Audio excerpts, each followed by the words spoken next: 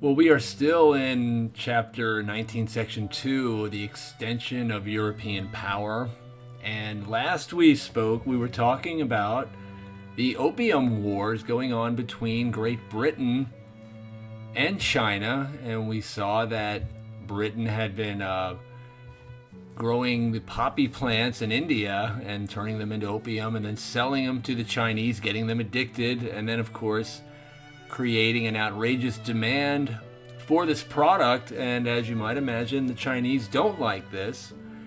And we're going to see a series of wars, well, two wars fought between Great Britain and China, the Opium Wars, and of course Great Britain will win both of these, and they'll force, let's just say the Treaty of Nanking is created, this treaty between China and Great Britain, which just basically allows Great Britain to have more access into China.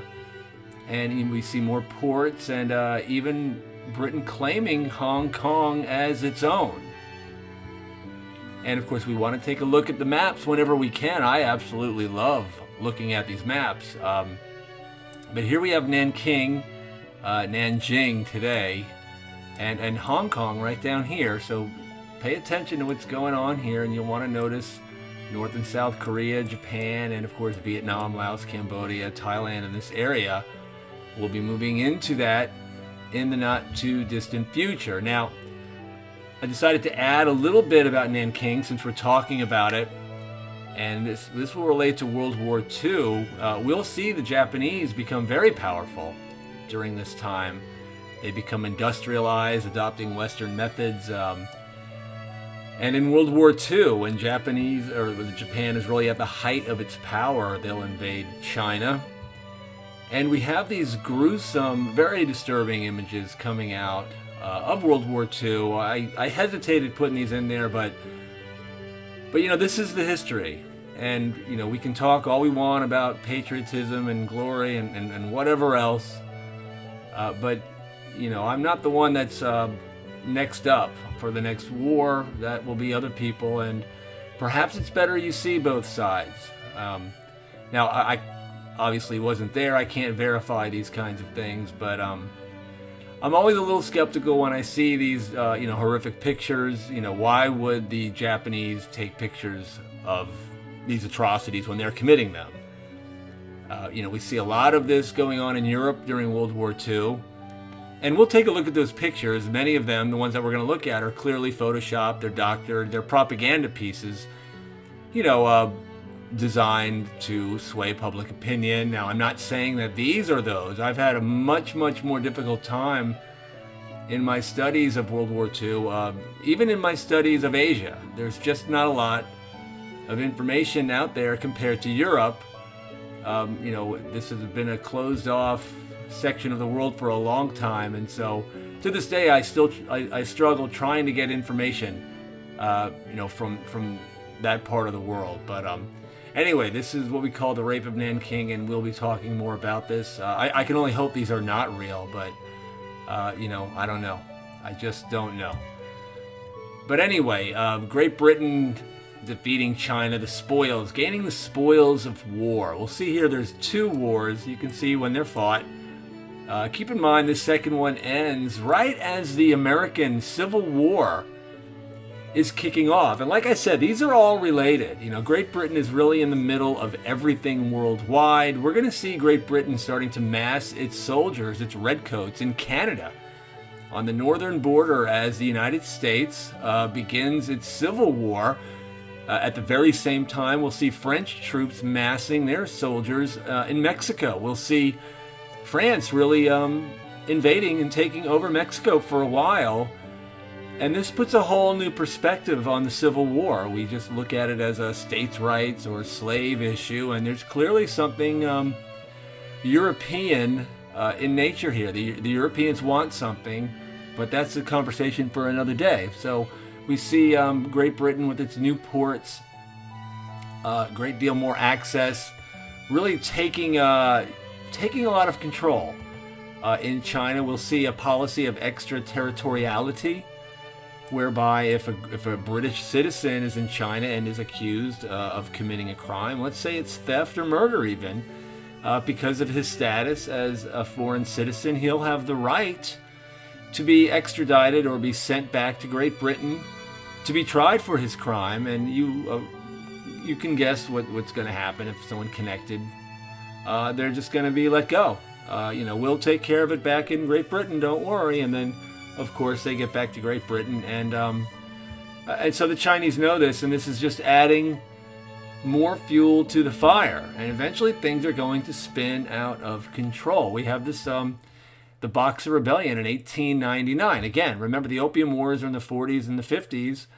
And so, 30, 40 years later, we have what they call the Boxer Rebellion. And now the Boxer, this word is translated. This is the word in China. And what we have here is a group of, let's call them Chinese staunch conservatives. And don't confuse that with American conservatism and politics. But, people that don't like foreigners coming in. They want things back the way they were. And so they're actually called the righteous and harmonious fist. That's what this translates to, the righteous and harmonious fist. And they're going to take matters into their own hands. We'll see, a lot of missionaries coming in to China at or about this time after the Opium Wars. And eventually we reach the tipping point. Some of them are going to be captured and beaten and killed even. And of course, this gives the United States the excuse now to send in its own military to protect the missionaries. And so you have to wonder what's really going on. Are these, two hands working together? We'll send in missionaries, and then knowing full well they're going to get themselves into trouble. And this will give us an excuse to come in and go after them. And so we have this rebellion going on, and it's going to be put down. The Boxers will fail. And, right there during this time, 1899, we'll see the open door policy really kick into effect. John Hay, the American Secretary of State, getting sort of an alliance with, Great Britain, France, Italy, Japan, Russia, and whoever else. And they're just going to carve China up. We're going to have different sectors for each country. We don't want the Europeans fighting with each other, and we don't want to fight with Japan. So we'll just carve up what we want, and we'll just sort of dictate to the Chinese how it's going to be. And so we want to keep this in mind. This is 1900, let's say, because in a not very long time, we're going to see World War II and the fallout from World War II. The Chinese go communist. And, of course, there's a lot of dislike and distrust between these two countries. And do we wonder why? Is it a big surprise why people of Asia may not be too excited about European or even American meddling? No, of course not. It should be very obvious. But let's jump over to Japan for a minute. We'll close out here with Japan. Japan and China, very closed off from the rest of the world, but this is all going to change. We have the Commodore Matthew Perry here in 1854.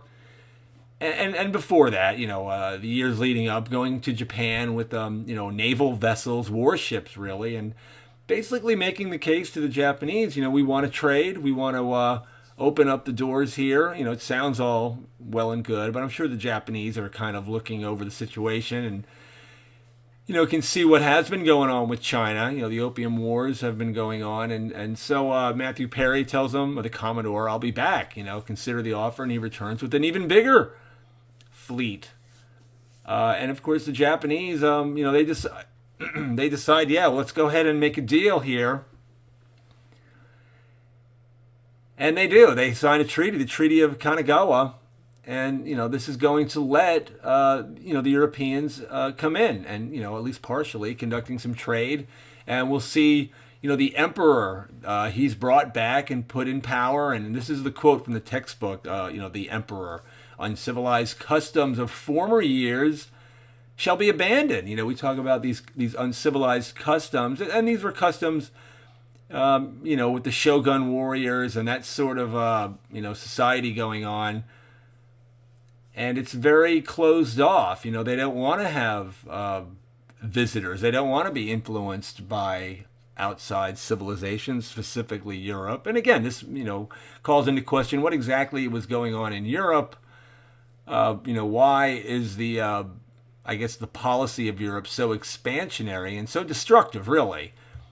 They see what's going on. But, perhaps at this point they just feel like they don't have a choice. Are we going to be the next domino knocked over in this long line of destruction and the eradication of civilizations, the eradication of, let's say the American Indians and all the other natives, in South America, Australia, wherever. So the Japanese are going to play ball, and we have the the emperor's family, the what do they call it, the Meiji Period. This is the emperor right here, and building sort of this. I don't want to call it an alliance, but a relationship with Europe, and this is going to help Japan transform into an industrial power. They're going to be able to use the technology, the manufacturing to buy, at least to build and even buy weapons, upgrade their army, go to a much bigger kind of professional army that's, professionally trained and is always in service, as opposed to, the peasant farmer, you might say, or the peasant / farmer soldier who's a soldier in times of war, and then when the war's over, he goes back to his farm. No, we'll have a professional army that, when it's not engaged in hostilities, is training. And we'll see Japan begin to flex its muscles going into China.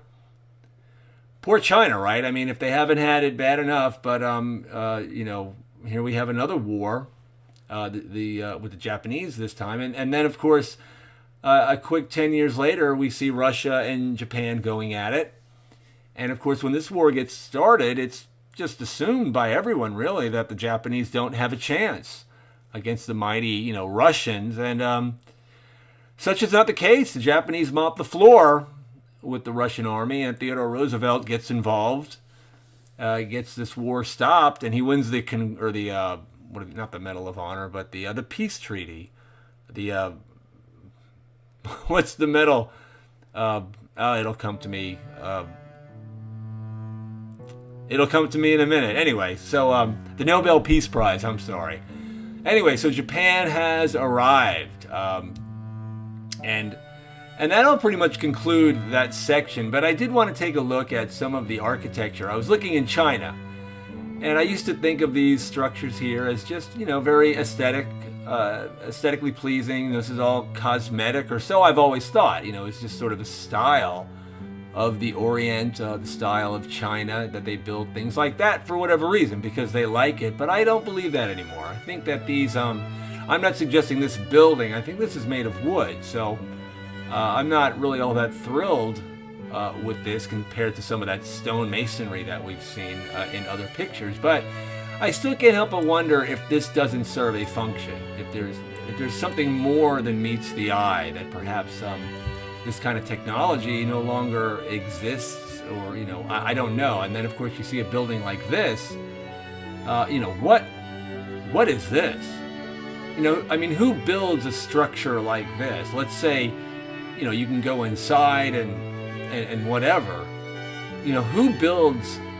This is a machine of some sort. This looks like some sort of electrical or electricity producing device. It looks like a resistor of some sort right here. The only thing missing is the wire that would be coming. But I can't help but wonder if this isn't somehow wireless technology, like the kind Nikola Tesla had been working on, just 100 years ago. Not that long ago, he had invented a way to transport electricity without the use of wires. So this technology, it's not like it doesn't exist. It's old. It's old technology. Nikola Tesla from back in the Edison times.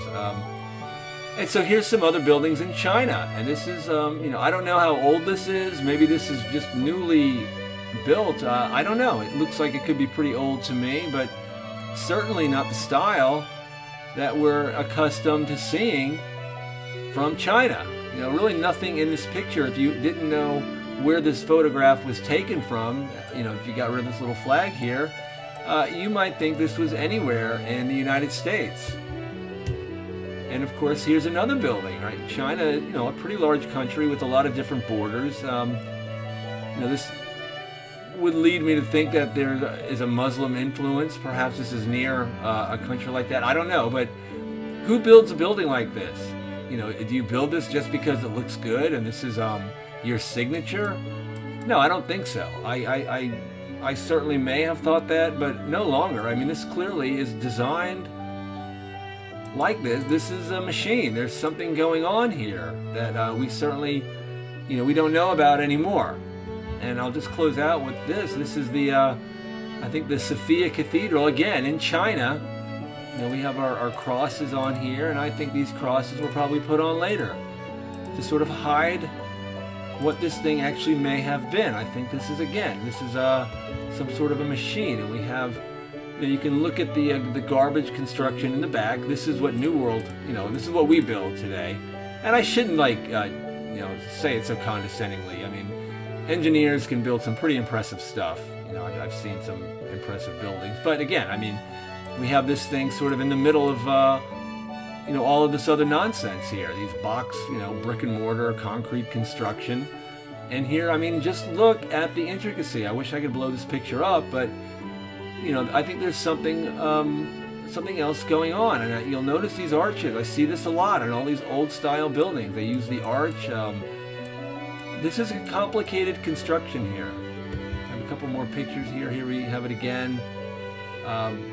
Really, just a fascinating building. I wonder what this thing could have been. And just notice the coloration. It's like, it just looks very old. I think the Wikipedia said it was constructed in 1907, maybe 1910, something. But I wouldn't be surprised if this thing was 400 or 500 years old, or if not older. It wouldn't surprise me. And then again, I mean, you look at these giant cathedrals, not just here, but go anywhere, any giant, old style building. Again, with the arches, right? Why would you build a gigantic cathedral with ceilings that are, I mean, what is this, 100 feet? Maybe not 100, but I don't know, maybe. I mean, why would you build that? What would be the purpose of building a giant room? And they like to tell you that it's, religious, church kind of stuff. I don't think so. I think this is, this housed something else. I think there was some kind of machinery in here, and that these things have all been converted, and they've been turned into things like government buildings and churches, and, I even see some, like post offices. Like, who would build a post office? I should put that picture up. Maybe I'll show that one in class, but no, I just don't buy it. I think that these are just hidden in plain sight. We'll just convert it, put a cross up top, and we'll just tell everybody it's a church, and that's how the Catholics did it. I don't buy it, so I don't know. Anyway, that'll conclude our look into Chapter 19, Section 2, Part 2, and we'll finish up here in the next video, at least with Section 2.